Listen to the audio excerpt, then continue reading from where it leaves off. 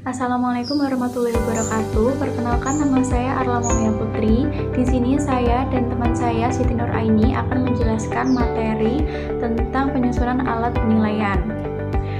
Penilaian merupakan proses kegiatan untuk mengetahui apakah program yang sudah ditetapkan sebelumnya berhasil dengan baik atau tidak baik. Agar mengetahui informasi mengenai penilaian tersebut, digunakan pengukuran, baik itu menggunakan instrumen tes atau non-tes. Non-tes sendiri artinya adalah penyajian seperangkat pertanyaan atau tugas untuk dijawab atau dikerjakan. Non-tes meliputi kuesioner, wawancara, pengamatan, penugasan, dan portofolio. Jenis, bentuk, dan ragam penilaian. Jenis-jenis penilaian. Jenis penilaian meliputi 4 jenis. Yang pertama, penilaian tulis atau tertulis. Penilaian tulis adalah penilaian yang menggunakan tes soal dan lembaran jawab dalam mengukur penguasaan materi ajar. Jenis penilaian ini diadakan dalam waktu yang telah ditentukan dan terbatas dalam kondisi tertentu.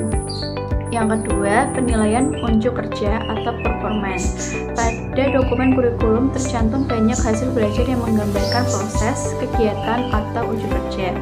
Untuk penilaian hasil belajar tersebut, dibutuhkan pengamatan siswa ketika melakukannya.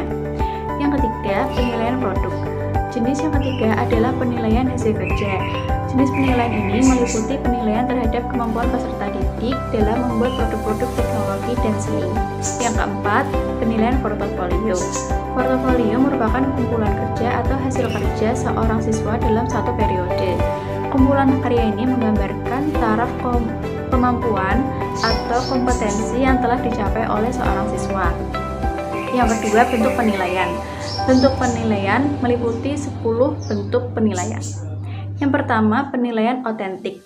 Penilaian otentik merupakan penilaian yang dilakukan secara komprehensif untuk menilai mulai dari masuk atau input, proses, dan keluaran atau output pembelajaran. Penilaian otentik dilakukan oleh guru secara berkelanjutan. Yang kedua, penilaian diri. Penilaian diri merupakan penilaian yang dilakukan sendiri oleh peserta didik secara reflektif untuk membandingkan posisi relatifnya dengan kriteria yang telah ditetapkan. Penilaian diri dilakukan oleh peserta didik untuk tiap kali sebelum ulangan harian. Yang ketiga, penilaian portofolio. Project adalah tugas-tugas belajar learning tasks yang meliputi kegiatan perancangan, pelaksanaan, dan pelaporan secara tertulis maupun lisan dalam waktu tertentu.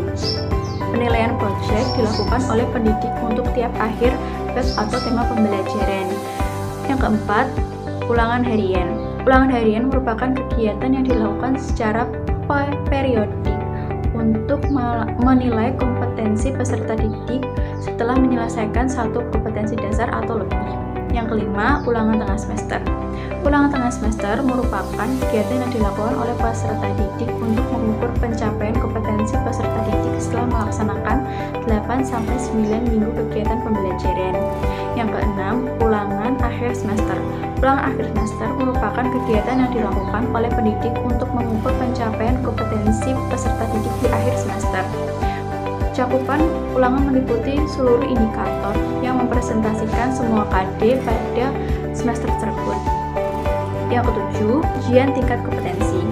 Ujian tingkat kompetensi yang selanjutnya disebut UTK merupakan kegiatan pengukuran yang dilakukan oleh satuan pendidikan untuk mengetahui pencapaian tingkat kompetensi.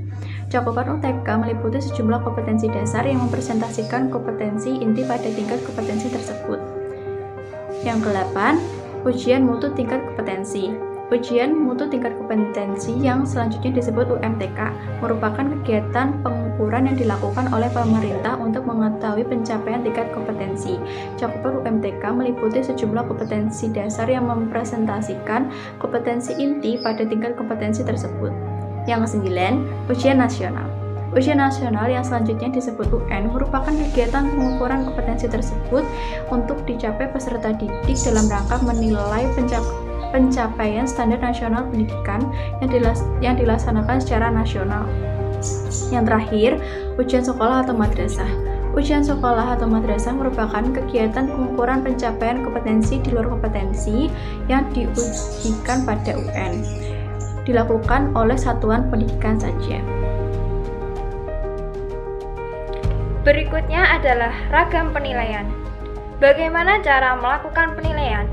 Dalam pendidikan, istilah penilaian mengacu pada berbagai metode atau alat yang digunakan pendidik untuk mengevaluasi, mengukur, dan mendokumentasikan kesiapan akademik, kemajuan belajar, perolehan keterampilan, atau kebutuhan pendidikan siswa.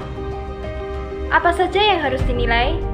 Macam bentuk penilaian yang paling banyak digunakan, khususnya dalam bidang pendidikan, yaitu pra-penelitian atau penilaian diagnostik, penilaian formatif, penilaian sumatif, penilaian konfirmatif, penilaian beracuan normal, penilaian beracuan kriteria, dan penilaian iptasif.